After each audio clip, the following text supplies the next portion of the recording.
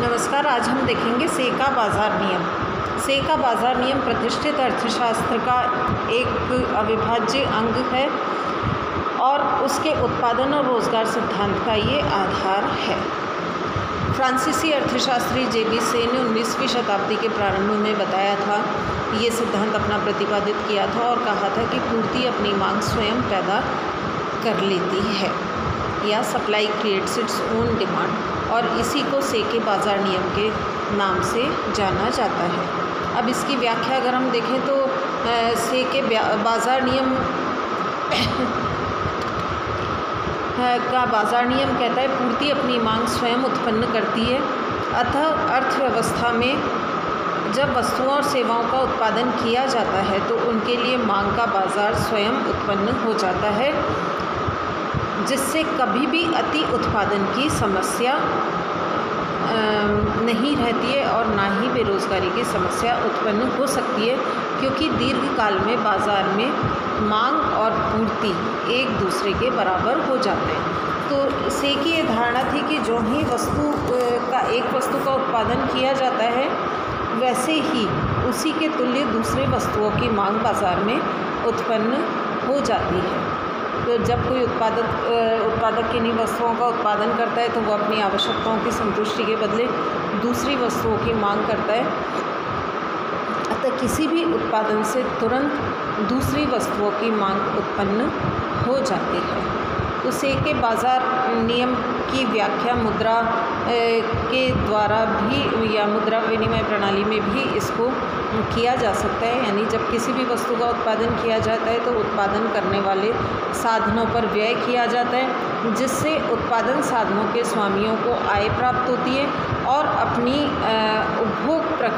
उपयोग प्रक्रिया से आवश्यकता संतुष्टि के लिए वे अन्य वस्तुओं की मांग करते हैं और वे अपनी उत्पादन के तुल्य मांग इससे पैदा हो जाती है और अंततः समाज में सभी वस्तुओं की कुल मांग उनकी कुल पूर्ति के बराबर हो जाती है। अतः समाज में कभी उत्पादन आधिक्य की समस्या नहीं रहती है। से के अनुसार अगर अल्पकाल में किसी समाज में उत्पादन आधिक्य है या हो जाए तो अन्य वस्तुओं से उसका विनिमय अनुपात घट जाता है, जिससे दोनों में पुनः संतुलन स्थापित हो जाता है। इसमें से की मान्यता है कि समाज में जितनी आय होती है वो सब खर्च हो जाती है, बचत नहीं होती है। अगर बचत होती भी है तो वो पूंजीगत वस्तुओं के क्रय पर खर्च कर दी जाती है, जिससे बाज़ार में बचतें और निवेश यानी saving is equal to investment हो जाता है। अब से के नियम की मान्यताएं हम देखें तो सबसे पहली मान्यता इसकी है कि अर्थव्यवस्था में सामान्यतः पूर्ण रोज़गार की स्थिति है।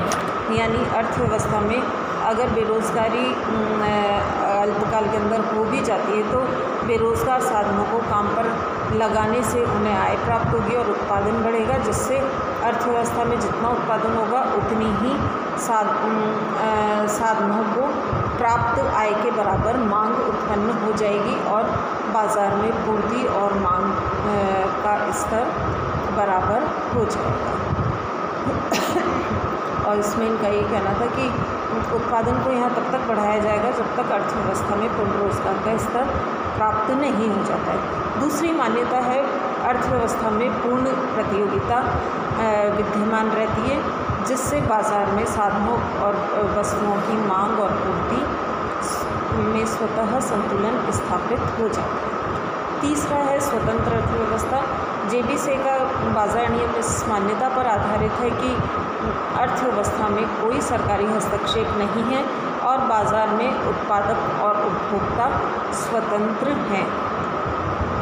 चौथी मान्यता है मुद्रा की तटस्थता। से का बाज़ार नियम वस्तु विनिमय की मान्यता पर आधारित है। मुद्रा को तटस्थ मानकर ये चलता है। इसमें इनका ये मानना था कि मुद्रा सिर्फ विनिमय के माध्यम का कार्य करती है और ये उत्पादन को प्रभावित नहीं करती है। पाँचवा है संचय प्रवृत्ति का अभाव। से का ये नियम इस मान्यता पर भी आधारित है कि जितनी आय होती है उस संपूर्ण आय का उपभोग लिया जाता है, किसी भी प्रकार की बचत नहीं की जाती है। और अगर उस आय को उपभोग पर व्यय नहीं किया जाता है तो पूंजीगत वस्तुओं के ऊपर उसे खर्च कर दिया जाता है।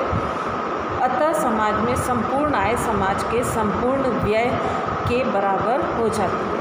और ये संपूर्ण व्यय क्या होगा हमारा? उपभोग व्यय प्लस पूंजीगत व्यय।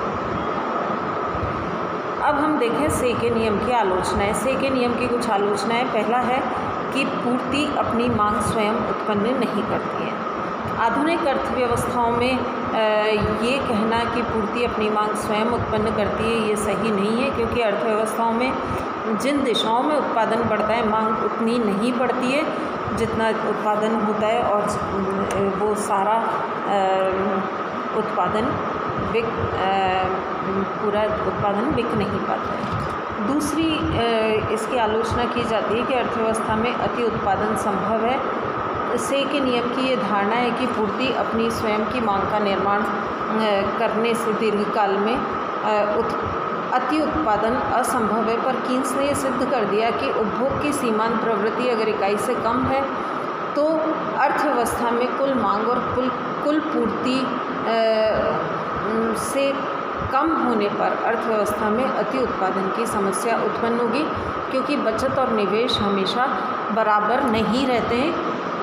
ये 1930 की महामंदी से सिद्ध हुआ था। तीसरी आलोचना है वो ये है कि पूर्ण रोज़गार की कल्पना मिथ्या है, क्योंकि समाज में प्राय अल्प रोज़गार की स्थिति होती है। पूंजीवादी अर्थव्यवस्थाओं में प्राय अल्प रोज़गार की स्थितियाँ हमें नज़र आती हैं और वहाँ बेरोज़गारी बनी होती है। चौथी आलोचना है अर्थव्यवस्था में स्वयं समायोजन संभव नहीं होता है। से का ये नियम कि अर्थव्यवस्था में स्वतः समायोजन हो जाता है, ये मान्यता ज़्यादा ठीक नहीं है। कीन्स में का ये मानना था कि अर्थव्यवस्था के अंदर स्वतः समायोजन जब तक होगा तब तक हम उसका इंतज़ार नहीं कर सकते, और बेरोज़गारी और अति उत्पादन की समस्या को दूर करने के लिए तत्काल सरकारी हस्तक्षेप, निवेश वृद्धि और सरकारी व्यय ज़रूरी होता है। फिर मुद्रा तटस्थ नहीं होती है। से का ये मानना कि मुद्रा तटस्थ है विनिमय में और ये सिर्फ़ और सिर्फ विनिमय के माध्यम का कार्य करती है, इसलिए मुद्रा का उत्पादन पर कोई प्रभाव नहीं पड़ता है। जबकि कीन्स ने यह सिद्ध कर दिया कि मुद्रा केवल विनिमय का माध्यम ही नहीं है, ये मूल्य संचय का आधार भी है। फलस्वरूप मांग और पूर्ति में असंतुलन उत्पन्न कर ये उत्पादन को प्रभावित करती है। सरकार मुद्रा की पूर्ति बढ़ाकर ब्याज दरों में कमी से निवेश को बढ़ाकर उत्पादन और रोज़गार को बढ़ा सकती है। सिक्स्थ जो आलोचना इसकी की जाती है वो है राज्य हस्तक्षेप ज़रूरी। से का नियम स्वतंत्र अर्थव्यवस्था पर आधारित है, लेकिन आधुनिक अर्थव्यवस्थाओं में सरकार निरपेक्ष नहीं रह सकती है।